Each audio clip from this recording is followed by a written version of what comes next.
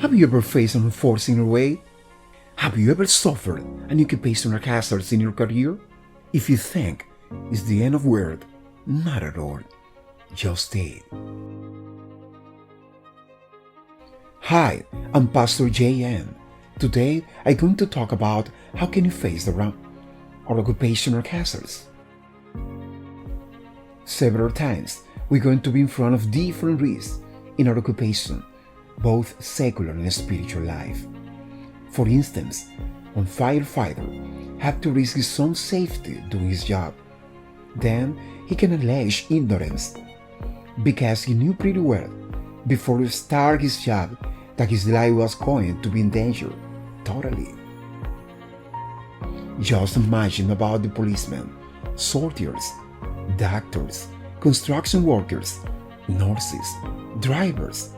Every occupation has to face several dangers. So the spiritual life is not a section, because every single day we'll face uncomfortable situations. That's why the Bible warns us when it says in the Epistle 1 Peter chapter 2 now, verse 19 through 21.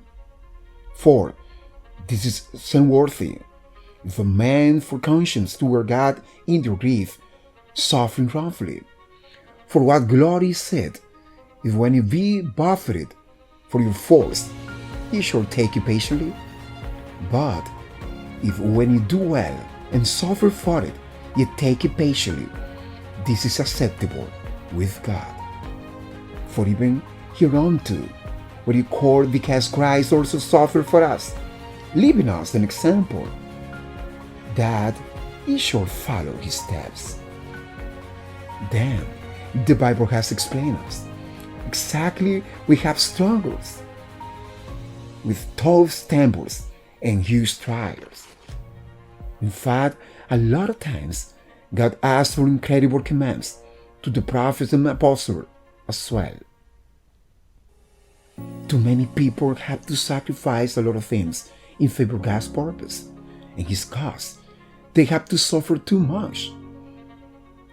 So many times they saw their family died, cried, suffered hunger, cold, abuse, and they just endured patiently for obedience to the Lord.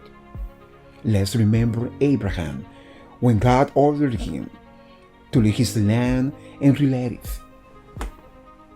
We must recall he was 75 years old, so we're talking about an old man. Nevertheless, he decided to obey God's command at any cost. Abraham came from an atheist family, but despite this fact, he preferred to listen to God's voice, believing us watching the invisible. Because of his fidelity, he became God's friend. For a while, he lost everything, his well-being, his stability, but the Bible says he believed in hope against hope. He deserved to be Faith's father because he refused to be an infidel to the commitment. Just take a look to Moses' life. He had to force it to the palace and the possibility to become next Egypt's Pharaoh. By contrary, he had to face tough desert for 40 years, and later he became in the God's people conqueror. Joseph was betrayed by his son's siblings. They attempted to kill him. Finally, they sold him as a slave and pretend his death. Then he was sold again by Midianites to Potiphar's house. But everything he touched was blessed, because God was beside him always.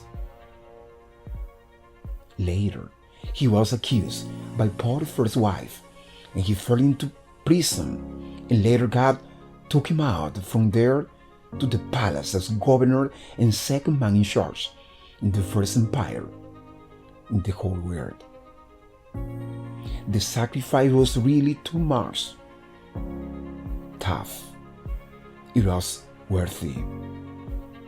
the priest and prophet Ezekiel, talking that he was going to Ezekiel's wife apart forever. And after she passed away, God forbade him show any grief about her to teach something to Israel. What can I say about Prophet Hosea, whom God asked him, marry whore and adulteress, and have children with her, because the land have sinned against the Lord.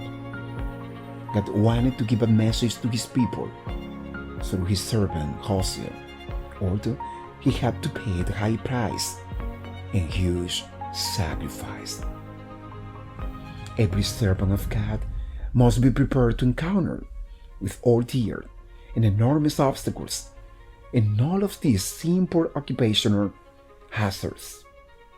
Then, so many times we have to risk it all for God's sake, even though it looks like insanity decision. Believe in me, God knows always how to work. If this message has blessed your life, please subscribe, share, and leave a message according to this topic.